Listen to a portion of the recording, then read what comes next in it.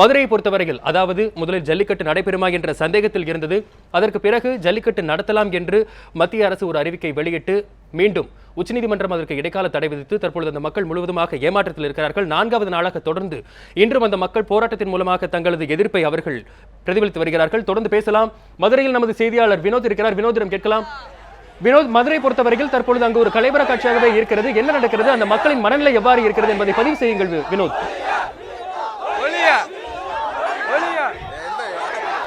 நிச்சயமாக வினோத், நிச்சயமாக வசந்த். அதாவது கடந்த 2 வருடமாகவே ஜல்லிக்கட்டு போட்டிகளுக்கு புகழ்பெற்ற பாலமேட்டில் உச்சநீதிமன்ற தீர்ப்பினால் இருக்கின்றது. இன்று தற்போது நீங்கள் பார்த்தீர்களானால் அதாவது பீட்டா அமைப்பு அதனுடைய உருவபொம்மையை எரித்து வருகின்றனர். வாடிவாசலின் முன்பு சம்பவம் நடந்து வருகின்றது. மேலும் இந்த பகுதி மக்கள் அதாவது பாலமேடு பகுதி மக்கள் வழக்கமாக மாட்டுப்பொங்கல் அன்றுதான் இங்கே நடக்கும் ஜல்லிக்கட்டு மிகவும் பிரசித்தி பெறுகிறது.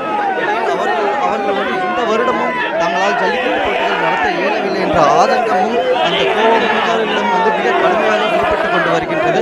மேலும் தற்பொழுது இந்த பகுதியில் வாடிவாசல் முன்பு நான் நின்றிருக்கும் இந்த பகுதியில் அதாவது வாடிவாசல் முன்பு நான் நின்று கொண்டிருக்கும் இந்த பகுதியில் மக்கள் அனைவரும் குழுமியுள்ளனர். மேலும் அவர்கள் கருப்பு கொடி ஏந்தியும் அதாவது தங்களது எதிர்ப்பை மிக தீவிரமாக காட்டி வருகின்றனர்.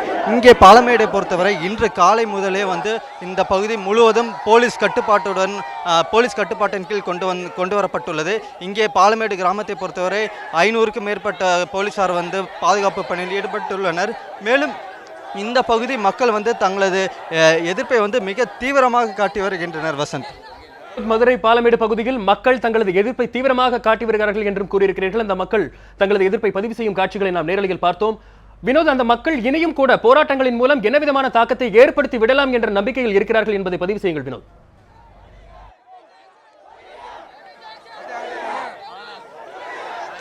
நிச்சயமாக வசந்த், அதாவது பல்வேறு அரசியல் கட்சிகள் மற்றும் நீதிமன்ற போராட்டத்திற்கு பிறகும் இந்த ஜல்லிக்கட்டு போட்டிகள் நடத்த முடியவில்லை என்ற ஆதங்கம் அவர்களிடம் இருக்கின்றது.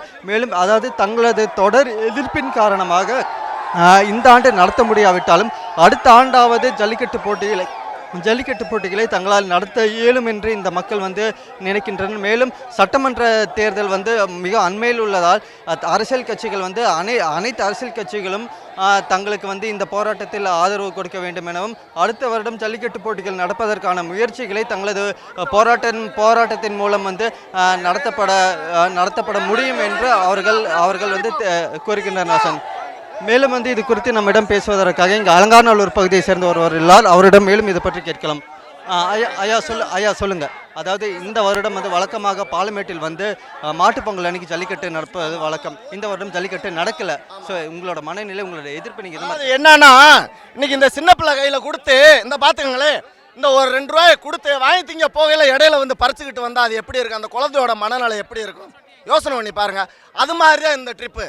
என்னமா வாய் கேட்டது கை கேட்டது மாதிரி இது கொடுத்துட்டு இப்படி இது பண்ணுறாங்களே, இது எந்த விதத்தில் நியாயம் யோசனை பாருங்க.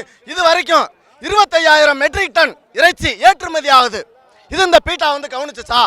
அப்போ அந்த இறைச்சி எங்கேருந்து வந்துச்சு? இல்லை நீங்கள் சொல்லுங்க, நான் கேட்குறேன். 25,000 மெட்ரிக் டன் இறைச்சி நம்ம இந்தியாவிலிருந்து வெளிநாட்டுக்கு ஏற்றுமதி ஆகுது. வானத்துல இருந்து வந்ததா இல்லை அது மாற்று பொருளா? இந்த பீட்டா ஏன் அதை கண்டுக்கறல? இதுக்கு நீங்க விட சொல்லுங்க. இதுக்கு விட சொல்லிட்டேன்னு வச்சுக்கங்களேன், இந்த ஜல்லிக்கட்டை நாங்கள் நிப்பாட்டிடுறோம். நாங்கள் நிப்பாட்டுறோம் சார். அதுக்கு நாங்கள் பொதுமக்கள் நாங்கள் பேசுகிறோம். இந்த கேள்விக்கு பதில் சொல்லுங்க.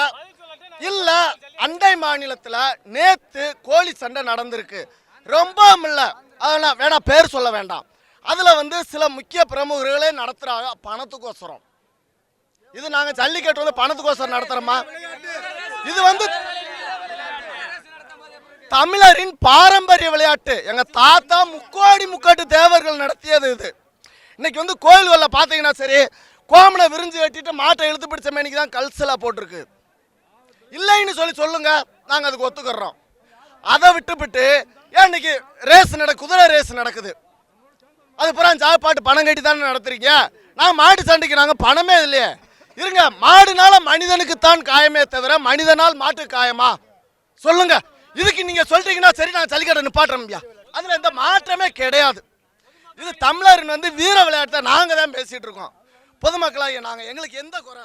அதாவது வசந்த், அதாவது இந்த பகுதி மக்களை பொறுத்தவரை வந்து அதாவது ஜல்லிக்கட்டு போட்டிகள் தடை செய்வதற்கான கூறப்படும் காரணமாக மாடுகளை வதை செய்வதாக சொல்லி தான் தடை செய்யப்பட்டுள்ளனர். ஆனால் இந்த பகுதி மக்கள் வந்து தாங்கள் வந்து காளை மாடுகளை தெய்வமாக வணங்குவதாகவும், அதாவது ஜல்லிக்கட்டில் இறக்கி விடப்படும் காளைகளால் அந்த காளைகளை தாங்கள் வதை செய்வதில்லை எனவும், அதனால் எந்த ஒரு துன்புறுத்தலோ இல்லை அல்லது எந்த ஒரு காயமோ அந்த காளைகளுக்கு ஏற்படவில்லை. இது வந்து ஒரு தவறான தகவலை குறிந்த ஜல்லிக்கட்டை தடை செய்துள்ளதாக இந்த பகுதி மக்கள் கருதுகின்றனர்.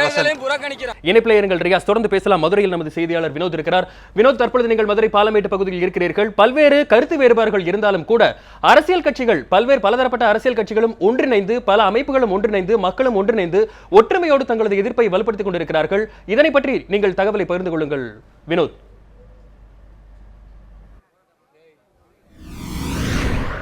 நிச்சயமாக வசந்த், அதாவது இந்த ஜல்லிக்கட்டு போட்டிகள் நடத்தப்பட வேண்டும் என்ற ஒரு கோரிக்கை எழுந்தவுடனே அதற்கு பல்வேறு அரசியல் கட்சி தலைவர்கள் அறிக்கையின் மூலமாக தங்களது ஆதரவை தெரிவித்தனர். மேலும் வந்து நேற்று முன்தினம் வந்து நாடாளு மக்கள் கட்சியின் தலைவரும் நடிகருமான கார்த்திக் வந்து அலங்காநல்லூர் மற்றும் பாலமேட்டில் நடைபெற்று வந்த அந்த தொடர் உண்ணாவிரத போராட்டத்திற்கு நேரில் வந்து தனது ஆதரவை தெரிவித்தார். நேற்றைய நிலையில் வந்து நாம் தமிழர் கட்சியின் ஒருங்கிணைப்பாளர் சீமான் நேரில் வந்து தனது ஆதரவை தெரிவித்தார். இந்நிலையில் இன்று வந்து இந்த பாலமேடு பகுதியில் வந்து தாங்கள் பாரம்பரியமாக நடத்தி வரும் இந்த ஜல்லிக்கட்டு போட்டிகளை நடத்த இயலாதது இந்த மக்களை வந்து மிகுந்த ஒரு மன காயத்திற்கே உள்ளாக்கியுள்ளது என்றே கூறலாம் வசந்த். மேலும் இது பற்றி வந்து அந்த ஜல்லிக்கட்டு போட்டிகளை சிறிய வயதிலிருந்தே பார்த்து அதில் கலந்து கொண்ட ஒரு வீரர் ஒருவர் நம்மிடையே உள்ளார். அவரிடம் மேலும் இது பற்றி கேட்கலாம் வசந்த். சொல்லுங்கள், அதாவது இந்த வருஷம் வந்து ஜல்லிக்கட்டு போட்டிகள் நடத்தலை, நீங்கள் வந்து இதை நீங்கள் எப்படி பார்க்குறீங்க? மேலும் வந்து உங்களோட எதிர்பார்ப்பு என்னவா இருக்குது? அதாவது நாங்கள் வருஷம் ஜல்லிக்கட்டு நடத்திட்டு வரோம். இந்த வருஷம் எங்களுக்கு ஜல்லிக்கட்டு நடத்தாது. நாங்கள் பொங்கலே கொண்டாடலை. போராட்டம், உண்ணாவிரதம், சாப்பிடாம கொள்ளாமல் நாங்கள் கிடக்கோம். எங்கள் குடும்பமே துக்கத்தில் இருக்குது. இப்போது தமிழ்நாடு கவர்மெண்ட், சென்ட்ரல் கவர்மெண்ட் தெரிஞ்சுக்க வேண்டியதுன்னா, பீட்டா முக்கியமாக தமிழர்கள் முக்கியமாக? பீட்டா யார் நாங்கள் யார்? நீங்கள் ஃபஸ்ட்டு முடிவெடுங்க. பீட்டாக்கு எங்கேருந்து பணம் வருது? அவங்க எப்படி செலவழிக்கிறாங்க? 3 கோடி ரூபா கொடுத்து ஸ்டே வாங்கியிருக்காங்கன்னு கேள்விப்படுறோம். அது எப்படி அவங்களுக்கு பணம் வர்றது? எப்படி எங்களை நசுக்கிறதுக்கு காரணம் யார்? இதை கண்டிப்பாக தமிழ்நாடு கவர்மெண்ட் கண்டுபிடிக்கணும்.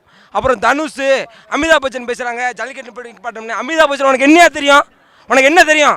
உன் படத்தில் 10 குதிரை ஓடி வருது, இடையில ஸ்டீல் ரோப்பை கட்டி அந்த குதிரை டம்முன்னு வந்து கால் ஒடிஞ்சு போயிடுது. அப்போது உன் படத்தை ஓடணுன்றதுக்காக ஓட விடுற. நாங்கள் பாரம்பரியமாக எங்கள் பிள்ளைகளால் நினச்சி வாழ்ந்துட்டு இருக்க ஜல்லிக்கட்டு நிப்பாட்டணுன்ற. தனுஷ், உனக்கு என்ன தெரியும்? உனக்கு பாரம்பரியம் தெரியுமா? நீ தமிழனா? ஃபஸ்ட்டு தமிழர் வீர விளையாட்டை நிப்பாட்டு சொல்ல தனுஷ், நீ ஒரு தமிழனாயா? பீட்டா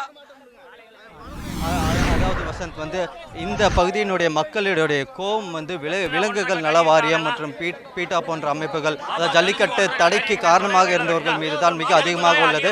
இதற்கு தமிழகத்தில் உள்ள அனைத்து அமைப்பினரும், அனைத்து அரசியல் கட்சியினர் மற்றும் பொதுமக்களிடம் வந்து இந்த மக்கள் தங்களது ஆதரவை கோரி வருகின்றனர். வினோத், ஒரு ஏமாற்றத்தோடு இருந்தாலும் ஆத்திரத்தோடு தங்களது கருத்துக்களை அவர்கள் பதிவு செய்து கொண்டே இருக்கிறார்கள். மதுரையில் இருந்து தகவல்கள் வழங்கியமைக்கு நன்றி வினோத்.